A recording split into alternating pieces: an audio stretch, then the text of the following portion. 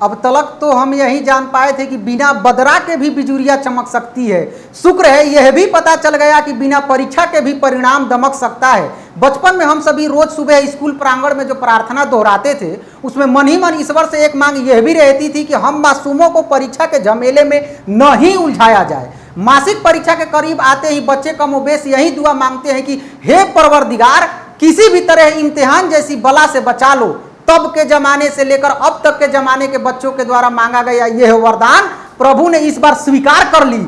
इस सत्र के बच्चों को नीली छतरी वाले ने एग्जाम से तो बचाया ही, झब्बे भर भर कर अंक भी लुटाए।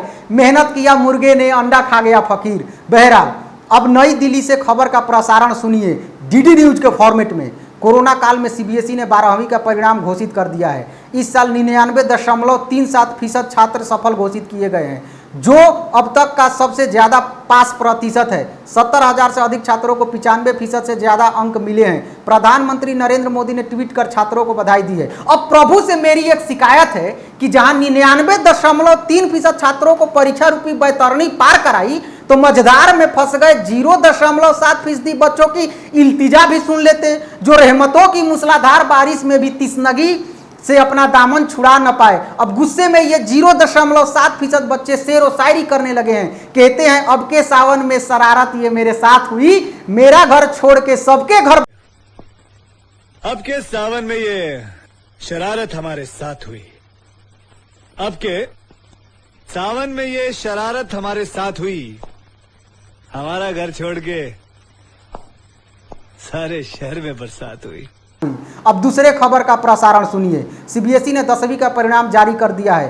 पहली बार रिकॉर्ड 99.04% छात्र सफल घोषित किए गए हैं। एक बार फिर लड़कों की तुलना में लड़कियों का प्रदर्शन बेहतर रहा है। लगे हाथ तीसरे खबर का भी प्रसारण सुनिए। जामिया मिलिया इस्लामिया ने संबंध स्कूलों के 12वीं के नियमित छात्रों का परिणाम जारी कर दिया है। इसमें 100% छात्र पास हुए हैं। परिणाम www.jmicoe.in पर ऑनलाइन उपलब्ध है। डिस्क्लेमर, मेरे प्यारे बच्चों, हमें आपके टैलेंट पर पूरा भरोसा है। अगर एग्जाम हुआ भी होता तब भी आप इतने अच्छे अंकों से अवश्य पास हुए होते। आगे चलकर आप ही में से कोई बच्चा पेगासस की तर्ज पर रेगासस का आविष्कार करेगा।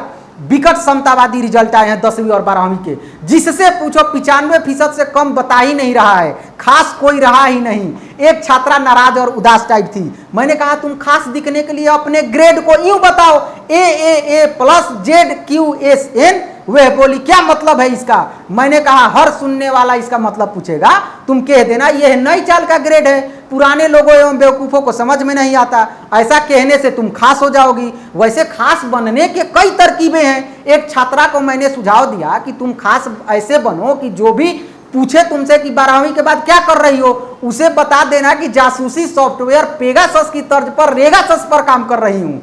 रेगासस के तहत होगा यह कि हर पति के मोबाइल में आने वाले सारे मैसेज पत्नी के मोबाइल में ट्रांसफर हो जाएंगे, और पति के फोन के सारे मैसेज खुद ब खुद पत्नी के फोन में ट्रांसफर होने लगे तो पतियों की दुर्गति का अंदाजा लगाना मुश्किल नहीं है। ऐसा सॉफ्टवेयर कोई बना ले तो वह खास ही नहीं परम खास हो जाएगा।